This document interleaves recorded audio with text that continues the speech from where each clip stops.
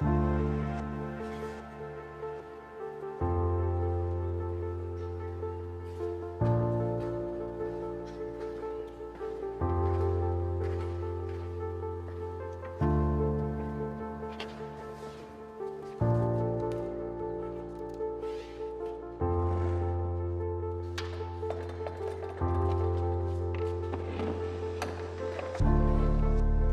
13 mars, quand c'est arrivé, tout s'est arrêté. On a senti que l'immobilité dans la place s'installait et qu'il y a un silence qui se passait qui était gênant à vivre un peu. Alors, on s'est dit, comment on peut y arriver? On ne veut pas s'arrêter. Donc, on veut tout faire pour avancer, faire autre chose. Permettre aux étudiants, permettre aux professeurs, permettre aux chercheurs de continuer à faire ce qu'ils ont choisi, en fait. Et on commençait à parler de distanciation et qu'il y a des choses qui pourraient se faire avec la distanciation. On s'est dit, il faut absolument agrandir la place, donner de l'espace. Jean-François aussi, Jean-François, le chef, s'est dit, mais pourquoi on n'agrandit pas la scène aussi? Et pourquoi on ne bâtit pas des étages par-dessus les bancs? Donc, on s'est dit, OK, on va dans cette optique-là. Il y avait les conditions, le temps, l'argent et les décisions à prendre. On s'est concertés ensemble, on s'est dit, OK, on peut le faire. Les dirigeants de l'université aussi ont été vraiment très efficaces. Le projet s'est bâti sur 2 mois.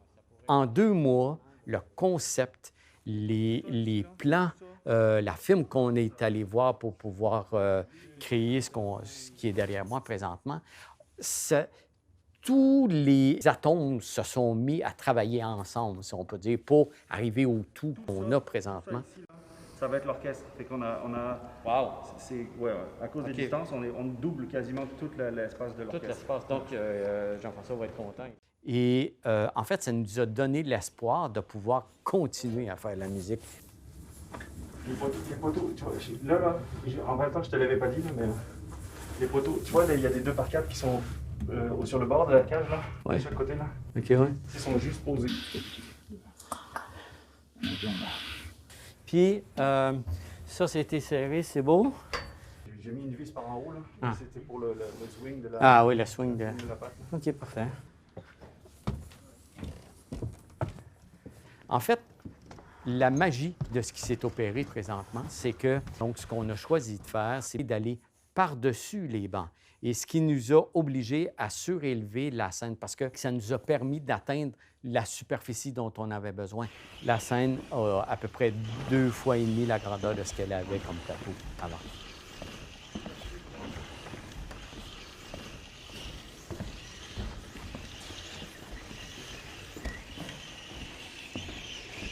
Tu vois, l'ancienne scène était là. Et là, il reste tout là devant, c'est pour tout l'orchestre. Puis là, les sièges, ils vont... Effectivement, les sièges de dessous, ils sont à peu près ici, donc on a l'espace qu'on avait. Et il y a les 6 rangées qui se rendent jusqu'à ici, ce qui donne amplement de place pour un chef ici.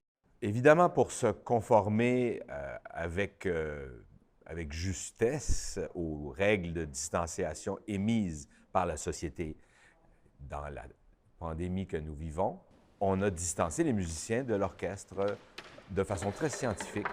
Les cordes avec des masques à 1,5 mètre les uns des autres, les bois à 2 mètres les uns des autres. Et même, on a une particularité à l'université qu'il n'y a même pas dans les orchestres professionnels. Les cuivres sont à 3 mètres les uns des autres parce que la santé publique de l'université décrète que les cuivres sont peut-être plus à risque de projeter des gouttelettes que les autres. On est très chanceux de faire de la musique ensemble en ce moment. On est parmi les seuls.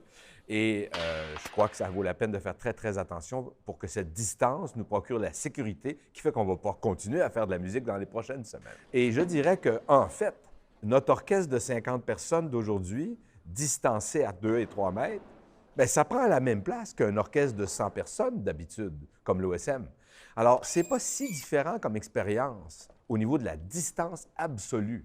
Le dernier musicien à l'autre bout de l'orchestre, il est à la même distance du chef que quand je dirige un très grand orchestre. C'est juste qu'il est moins dense.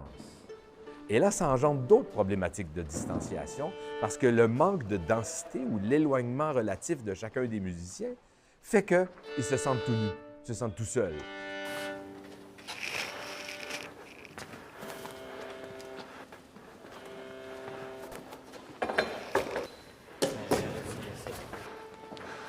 Hello! Non, ça c'est trop large. Ça c'est trop large, c'est sûr, mais c'est pour avoir la continuité de la ligne et tout. OK, parce que là, nous, on va être vraiment pognés. Ben, vous avez quand même plus de place que d'habitude. Vous avez largement plus de place que d'habitude. Même la place pour être à 2 mètres. Là. Mais de toute façon, on joue avec des masques. vous gardez vos masques, vous êtes à 1,50 m. OK. Vous avez toute la largeur. Là. Si jamais tu me dis, si jamais vous avez besoin de la place du piano, je peux aller le mettre ailleurs. Je pense que ça devrait être correct. Moi, je pense que c'est presque un instrument, la scène qu'il y a là, qui permet aux musiciens et à tous les mélomanes aussi d'entendre cette salle-là vibrer.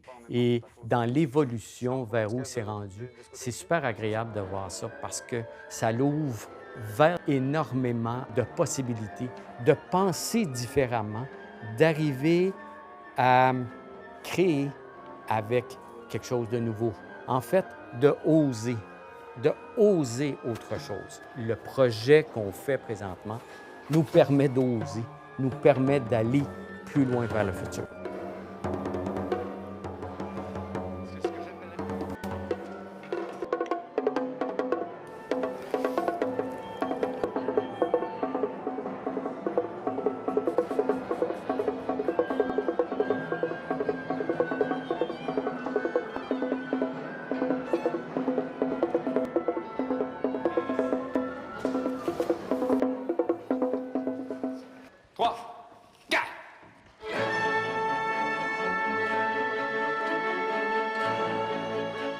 C'est sûr que les mesures sanitaires nous ont obligés à être plus distancés.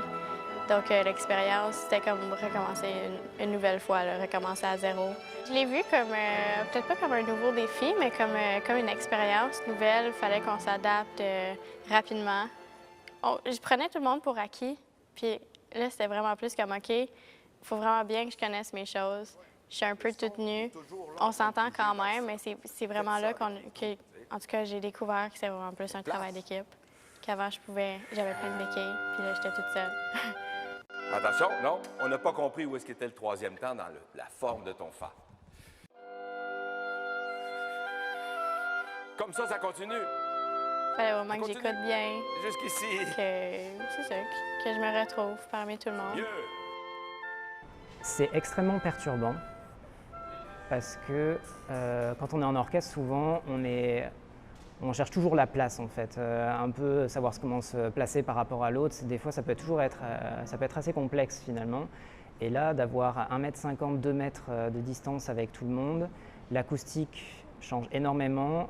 Le son direct qu'on a aussi dans les oreilles est très différent. Et c'est ça qui est perturbant, c'est qu'on s'entend beaucoup plus et on entend beaucoup moins, parce que du fait de la distance, on entend beaucoup moins les autres. Donc il y a tout un équilibre en fait à trouver dans son oreille pour chacun des musiciens. Et pour ça, c'est très intéressant parce que j'ai l'impression qu'il y a ce côté un peu plus, on doit y aller plus aussi, donc et ça c'est plutôt agréable. On ne doit pas se restreindre quand on doit jouer piano parce que sinon il n'y a plus rien qui sort.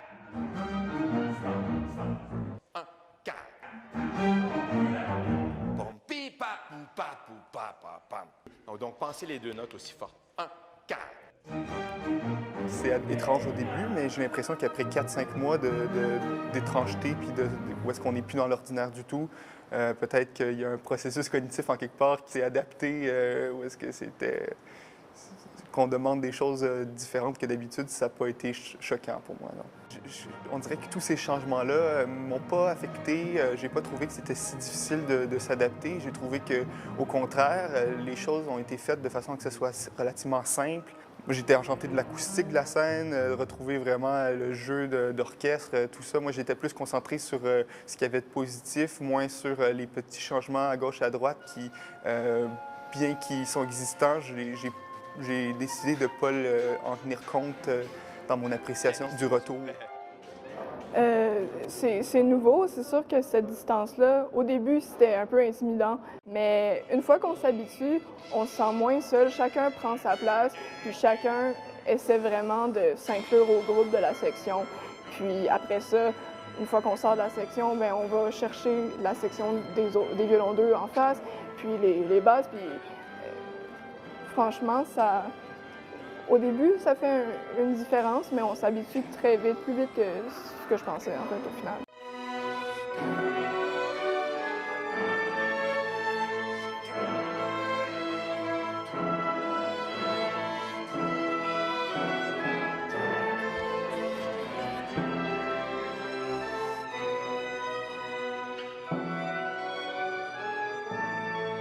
Mais franchement, les mesures qui sont prises une fois qu'on est dedans, ça fait pas tellement changement, à part qu'on fait plus le ménage.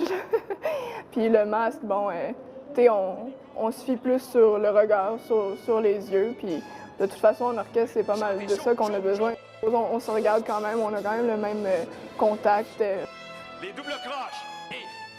Cette distance, elle crée des problématiques et elle engendre aussi des créativités ou je dirais en tout cas certainement des processus d'apprentissage vraiment intéressants.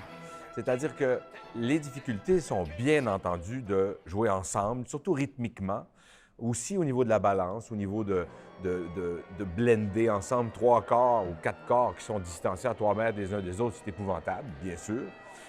L'horloge rythmique, tatam, tatam, tatam, quand on est tous bien loin, c'est difficile. Mais au-delà de cette première apparente difficulté, ça fait aussi mettre en lumière une qualité des musiciens. C'est que les musiciens, ça fonctionne avec des radars. Hein? On écoute les autres. Qui on écoute? On écoute ceux qui ont les petites valeurs, par exemple. On écoute la basse, on écoute ceux qui ont les percussions. Et à un moment donné, bien, on apprend à ces radars à être plus sensibles, à aller chercher l'information à la bonne place. Pour être honnête, j'entends plus certains instruments parce qu'on essaye de trouver un équilibre. Donc, je trouve ça encore difficile de savoir si on joue trop fort ou pas parce que, étant donné qu'on entend moins les instruments, il y en a qui vont jouer davantage. Et donc là, on va entendre ces instruments-là, mais il y en a qui vont jouer un peu moins fort. Donc, je trouve ça encore plus difficile de trouver l'équilibre. Et puis, comme Jean-François Rivet, notre chef d'orchestre, nous parle très souvent de justesse. C'est vraiment ça que je trouve qu'il faut faire un gros travail là-dessus. Donc, c'est difficile avec l'espace qu'on a. Mais par contre, je trouve que on est tellement espacé qu'on n'a vraiment pas le choix d'écouter l'autre. Et ça, je trouve que ça nous apprend énormément à juste être vraiment attentif et à encore plus chercher l'équilibre.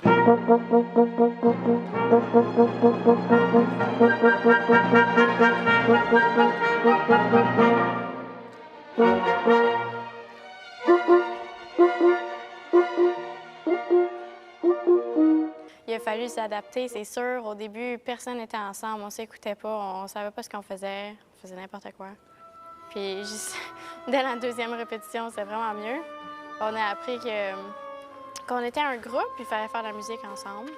Donc, on a arrêté d'être toute seule dans notre bulle, puis on s'est dit, il faudrait peut-être écouter les autres. Donc, c'était mieux, c'est vraiment mieux, mais ça fait du bien de voir à quel point on est malléable, puis on s'adapte rapidement. On s'est ouvert, on avait nos petites antennes partout. C'est magique. D'habitude, on est tous plus rapprochés, puis je peux entendre le premier violon, le deuxième violon, parce qu'ils sont, même eux, ils sont regroupés ensemble en couple. Chaque 2 violons, ils jouent ensemble, ça sonne plus fort. On entend la section telle qu'elle. Maintenant, quand tout le monde est un peu séparé, il y a beaucoup de distance entre le monde. Là, les gens étaient moins ensemble, puis quand une section est moins ensemble, on l'entend moins parce que c'est pas un coup, un timing en respiration, tout ça. Mais après avoir changé aujourd'hui, le setup était beaucoup mieux parce qu'on a compensé avec le visuel. On était capable de dire, OK, c'est lui qui joue ça, c'est lui qui joue ça. Puis c'était vraiment une expérience magnifique.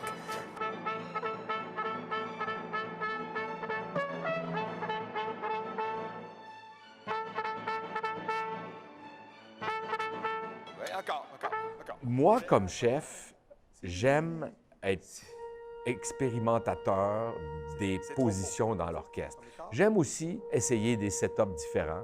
Là, dans la pandémie, puisque mon orchestre est incroyablement distancé, bien, on va être créatif et puis, pour certaines prestations, on va essayer un setup d'orchestre complètement différent où on va être en rond, les vents et les cordes face à face, avec le chef au milieu, au lieu d'être tous en rang d'oignons les uns derrière les autres. Pourquoi on est comme ça d'habitude? C'est pour tous faire face à la salle où il y a le public qui nous reçoit. Mais là, puisqu'il n'y a pas de public qui nous reçoit, on n'a plus l'obligation d'être tous face à la salle. On a déjà fait l'expérience, une répétition. On a lu la 7e de Beethoven en rond, comme ça, face à face, les cordes et les vents. Et l'idée, c'est de leur procurer l'esprit d'un grand quatuor à cordes ou d'une musique de chambre élargie, où est-ce qu'ils jouent tous ensemble en se regardant les uns les autres. Et le chef est plus un genre d'animateur au milieu. Et c'est incroyable ce que ça a procuré comme satisfaction chez les musiciens. Ici.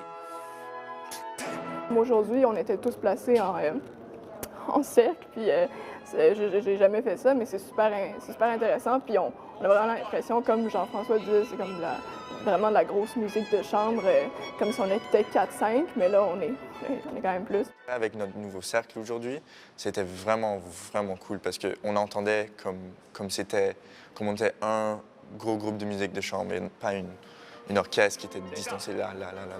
On sentait que le son, il arrivait sur un point central, et ça, c'était Jean-François, il recevait le son et il nous redonnait le son, puis c'était vraiment cool aujourd'hui. Et moi, j'ai adoré parce que je pouvais voir les cordes, je pouvais voir quand est-ce qu'ils jouaient, alors que généralement, les corps, nous, on est plus en arrière.